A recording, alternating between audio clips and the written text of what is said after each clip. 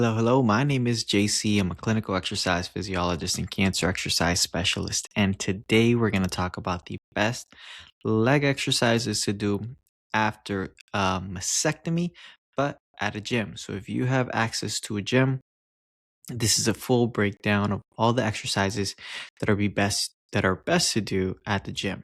Now, if you don't have access to a gym, let's say you're not able to go to a gym, you only have access at home, or maybe you just want to only work out at home, I do have a at-home exercise, leg exercise video that talks about all the exercise that you can do.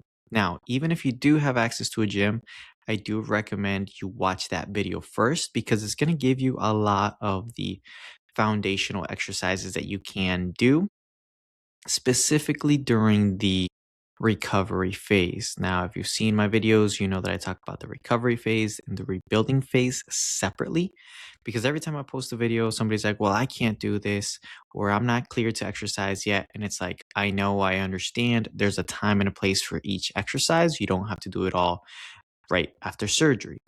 You want to make sure that you're going through the proper steps and the proper procedures. So make sure to watch the other videos first, the one where I explain the different recovery phases and the different phases. The other one where I talk about the leg exercises to do at home. This one specifically for the gym. Now, that being said, obviously the foundation, like I always say, is cardio. You want to make sure you are walking. You can use the treadmill, you can use a recumbent bike. I like to recommend staying away from cycling, even if it's because you put some pressure on your arms, on your upper back. And after surgery, you're already rounded because you're scared of hurting your chest, your shoulders, the surgical site. I don't recommend being rounded more on the cycle. In fact, I want you to be sitting up or sitting back, having back support, or even standing up. So treadmill is absolutely fine. Recumbent cycle is fine. The one where you have a seat is absolutely fine. You can do a cycle, but it could be a little bit uncomfortable. That being said, this is a time to stay away from an arc, a new step with the handles, or even an elliptical. Save yourself the aches, the pains, because as soon as you get into an elliptical, you're going to hold on to the bars.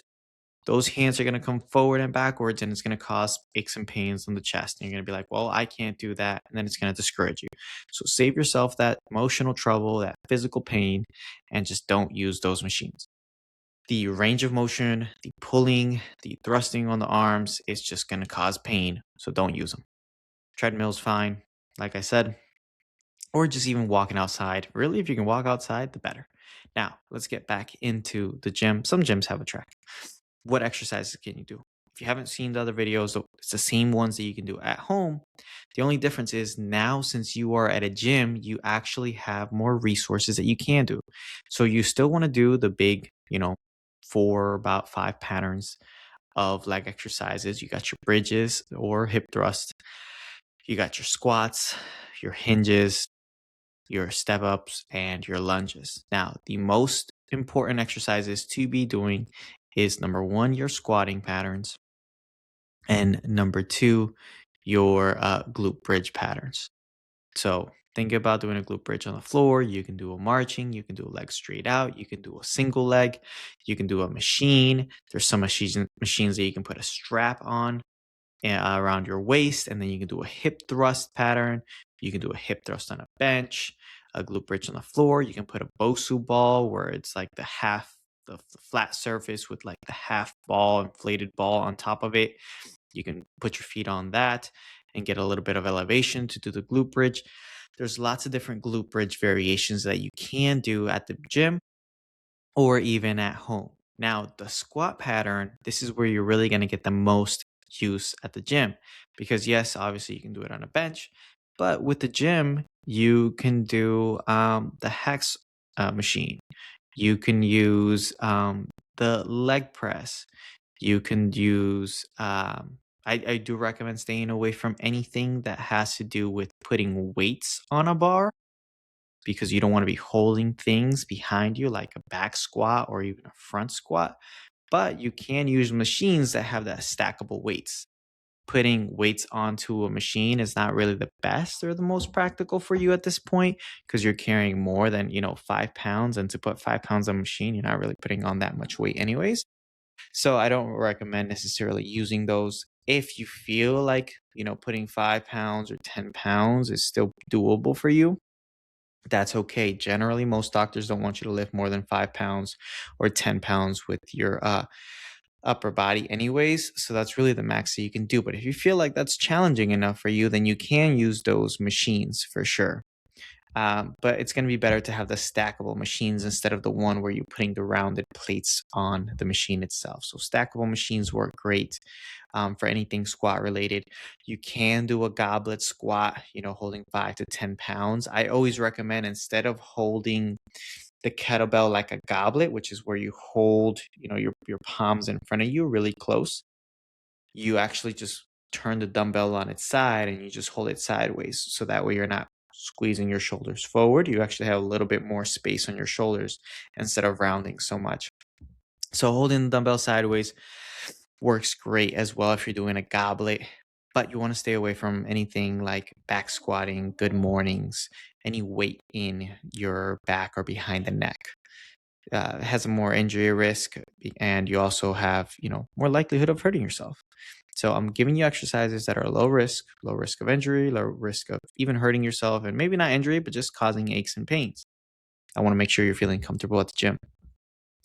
So other than goblet squats, obviously staying away from back squats, like I said. Another thing that you can use is you can put the weighted plates on the floor. So even a 25-pound or a 10-pound plate, it elevates your heels a little bit, and that will be able to put it behind your heels, and then you can squat down deeper. Some gyms have like a little wedge that you can use where you put it behind your heels and you can squat deeper. It's going to target the quads more without any weights. It's another great exercise to be doing. You can also do leg presses. Leg extensions really is going to be one of the better ones to do. I don't love leg presses because it can be a little bit uncomfortable in the hips and lower back, but some people are able to do them. I prefer the leg extension. You're going to be able to load the muscles more. You can do one leg at a time. You can do both legs. I don't ever recommend doing one leg at a time unless you have aches and pains on the knees. Then you can go a little bit lighter on one leg, a little bit heavier on another leg. Absolutely fine to do. That's another great exercise. Most important thing is that you really anchor yourself into the machine. You shouldn't be able to move much. It should just be kicking those heels forward and then below the chair. So making sure you're anchored in nicely. If you bring the chair back a little bit more, so you're sitting back kind of away from the padding, it's going to help target the quads more. So that's a little trick that you can do. It is a little bit more stressful on the joints. So if you're not used to lifting, I don't recommend that. But if you are used to lifting, then just putting the chair back and you're sitting almost diagonally on the leg extension helps target the quads a little bit more, get a little bit more of a workout in. Great exercises because you're not putting any stress on your upper body, chest, arms, shoulders, nothing like that. It's only targeted to the legs. Another exercise that you can do is the hamstring curls. Absolutely phenomenal exercises to be doing to really target into the hamstrings. So seated is what I would prefer you to do instead of lying down, because once again, when you're lying down, you're putting your chest on the table, chair, whatever it would be called, bench maybe. And with that, it can be a little bit more uncomfortable on your chest. Obviously, you got to press into the mat to get up. So I normally recommend more seated exercises instead of the lying down leg curl machine. Once you are cleared, though, phenomenal exercise to do. Great exercise to be strengthening your hamstrings. But in the recovery phase, I recommend the seated hamstring curl. There's also some gyms, or maybe you even have it at home. It's the monkey feet. You can be standing up straight and doing the leg curl. Some gyms have the standing leg curl machine where you're literally just standing down. You put one knee on padding and then you straighten out the other one, and then you're curling the heel up to your thigh or to your butt. Phenomenal exercise to do. You can do the Standing leg curl machine, seated is fine. Not good mornings. You don't want the weight behind you, but this is a great time to be practicing the RDL.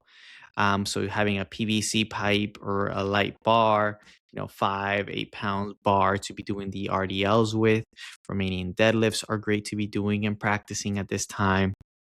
Really getting down the technique. You can do that with some small 2, 3, maybe 5 pound dumbbells. Absolutely fine to do as long as you're not, pulling and putting a lot of pressure on the shoulders or the arms. Great exercises to do. And then you also have a lot of variety of calf raising machines. So once again, I don't recommend, getting under the bar and doing calf raises because you do have to stretch the upper chest to get that back mobility, shoulder mobility going backwards. But there's lots of, you could do seated calf raises. You could do standing calf raises where you get under the machine, leg press machine, and you do some calf raises there. Those are great to be doing. There's a lot more variety for leg exercises when you're at the gym. Now, what's the purpose of going to the gym versus at home? If you're really focused or maybe you're serious about building muscle, you're going to build way more muscle at the gym than you are at home. Does that mean that you can't build muscle at home? No. It just means that one is going to be better long term than the other because you can add more weight, you can progress more, you have more variations, you can target the muscles differently as opposed to, there's really only so much you can do at home. Now, beginners are obviously going to see a ton of improvement, but as you get stronger, you're going to need stronger and heavier equipment and better equipment and more variety. But to start off at home is just fine. Now, if you do have access to the gym, it's still better to do and use a gym. So those are all great exercises that you can do. Now, the seated abduction and adduction machine, it's where you're sitting down and you put the paddings on the side of your knees and then you're pressing outward with the knees. And then you can shift the pad to the inside of the knees and you press closing your knees inward. Those are great hip adductions machines because when you're at home, you kind of have to lay on your side and that can be a little bit more uncomfortable in the chest. But if you're sitting down and you have the machine at home, those are phenomenal exercises to be doing during this time. They're great for preventing lower back pain, strengthening your balance as well. Great exercises to do. Now, that is the foundation. If you are strong enough, then I do recommend you get into some step ups first, and then leg curls. Sorry, not leg curls, lunges. So step ups are going to be easier on balance, less strain on the legs, less strain on the knees than lunges. Lunges are a lot harder, require more balance. So practice doing the step up first. You can do a low step up and then work yourself up to a higher step up. And then you can do with weights, 5 pounds, 2 pounds, 3 pounds on both hands, and standing up on that step up. Great exercise, very functional to do. You can also change it. So that means that you can go, step up, step down, step up, step down, or you can just keep one foot on the platform, bring down the other one, and then bring it up. So that changes what you're working. It's going to be a little bit more cardio. You can focus a little bit more on strength. Step ups are phenomenal exercises to be doing. If you feel like you have good balance, if you're not worried about falling, you don't have much neuropathy, you've been at the gym for a while, you feel comfortable doing the lunges, you have no knee pain, then I recommend you do some lunges as long as you have some sort of support, at least, belly button to chest height where you can somewhat hold your balance for support. You can have it beside you, in front of you, whatever range of motion your shoulders allow. It's really just for what I like to call insurance, an insurance policy to make sure that you feel comfortable and safe while you're doing the exercise. Don't ever do the lunges, without any weight because if you fall, you might fall onto your shoulder, and that cause risk of injury. Does that mean that's what's going to happen? No, but I work with people and my priority is to make sure that you're always safe during your workouts. So I like to be more cautious than your regular Instagram fit influencer giving you all these fancy sexy workouts to do when in reality you could do them and be absolutely fine or you could do them and hurt yourself, right? I'm trying to avoid the latter, hurting yourself. So I'm giving you the safest variations. You can progress to harder variations. That's absolutely fine, but I would rather you do that once you build some confidence, strength and balance in your body before just jumping into it because you think you could or you did it before. Work your confidence, work your base, your strength, and then you make the variations harder as you go. But to start, squats, glute bridges, leg curls, you want to isolate the muscles, especially if you're a gym. Take advantage of isolating the muscles because you're going to build more muscle doing those.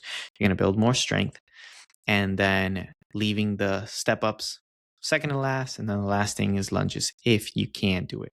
Obviously, take time to work on your hip flexors, work on your hip abductors, the muscles that raise your legs out to the side.